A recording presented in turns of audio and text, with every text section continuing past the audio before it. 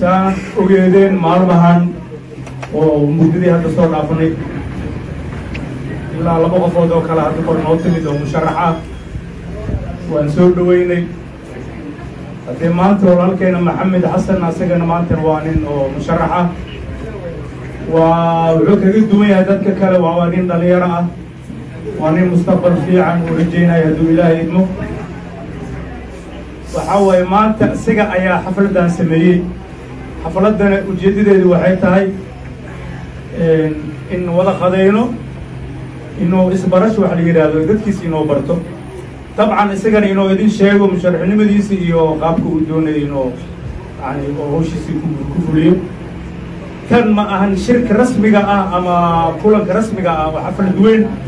oo ilaa 2,000 qofood qaadaysa euro wayna meeshaan ka dhigan idinkaa idin taala hadduu ilaahay musharax hadduu yimaado waxaa lagu fahmi karaa inuu yahay nin deegaanka wax u qaban karaa iyo in kale waxaa lagu fahmi karaa qofka socodkiisa lagu fahmi karaa oo siduu u fiiriyo macnaha bahda ama dadka danta yar iyo meelaha loogu baahan yahay qalabka sida isbitaalka dadka danta yar maxamed markuu ka soo degay wuxuu tegay isbitaalka wuxuu arkay dadka danta yar asagoo hotel imaan aan qabaysan wuxuu sameeyey waxaa la sameynin musharax hortiisa aan sameynin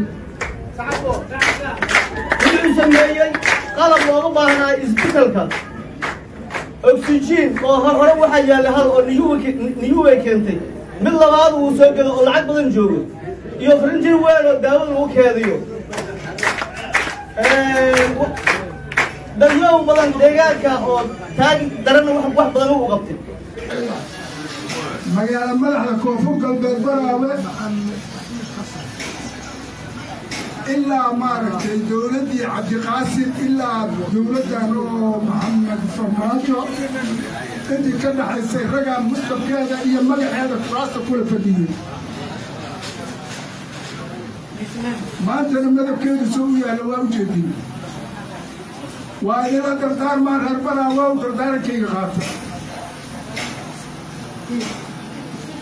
xildhibaanada magaca magaaladan magaalada degmadan ku fadhiya golaha dhaxa ee shacabka ninkii isbitaal noo dhisay doorta marka inta badan musharaxiinta degmada Baraawe soo sharaxda waxay u badan yihiin dad oo dibadaha yimaada marka qof dibadda ka yimid baahi degmada ma dareemi karo waxbarashada ma dareemi karo caafimaadka ma dareemi karo bulshada kan baahan iyo kan dhergan ma dareemi karaan waxaa bulshada fahmi kara ninku soo laabta muddo sanad ha noqoto ambiloon ha noqoto oo wareysan kara bulshada maxay u baahan yihiin ma bundooyinka adiga jabsan ma laamiga u baahantii in la dhiso war xitaa wax noo qeyl dhaamiya ama haydaha ha noqdaan ama dowladii ha noqdaan lama arkin marka maxamedow insha allah ilaah waxaan ka rajeyay halka inuu garab kula galo ilaahay macnaa inuu kuu sahlo markuu ugu horeyso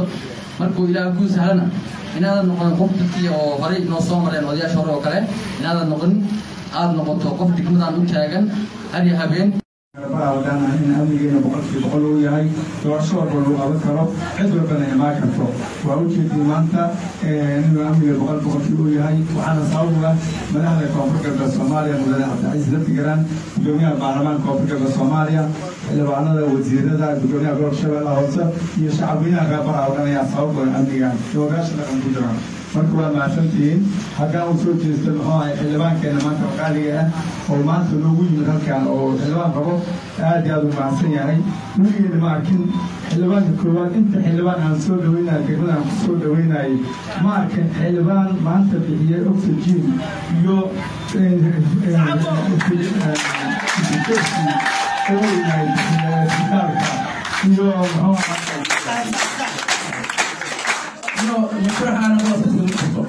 baabada joog odayaala joogaan kulli waa u shaani waxaan kula degmadan Baraawe waxay u baahan tahay dhaqdhaqaaq dhalinyaro waxay u baahan tahay degmad dhalinyaro lahayn dhaqaadan dhalinyaro kortaay arko dhalinyarka way soo kacayaan had ani keliya ole boqolaal dhalinyaro soo shaqaad arko dhalinyaro la ficiyo la dhigeliyo u baahan anaga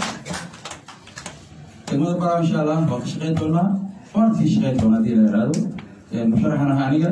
saddex kursi dunia leedahay kuraasti aan rabnaa inaan saddexdaas dunia ka dhexeyso inaan kuraasti kamid aan ku tartamo ilaahay insha Allah marka waa isla joognaa in caani iyo waxyaabo sameysaan oo sameeyay hadda dhaqaatiirtii dadkii aan la kulmay waa wareystay maxaa baahantiin aan qorastaalkan hadda aan la qaban karaan ahaanteeda waxay sheegeen usujiina u baahnaa qof banaad meesha u dhawaa usujiin qofka usujiintu waa u dhimanaa balaqaad maan sameynay markiiba ugu jawaabay waa loo dalbay barjeerkii baraa laga gaday usujiinkina waa lasoo wadaa beriyaa la keenaa lacagta loo kuusiyo oo dhalinyaro kalena ayaan waxay tahay in wax baranaa runaa meesha waxbarashalaana wayso macaan qeyralaasi waxaan ku raadiyo dhalinyarada la wareeg bil walba waxbarashada lacagtooda wax walba aniga waa anaa bixinayo intii aan qabto 20 20 kulli aad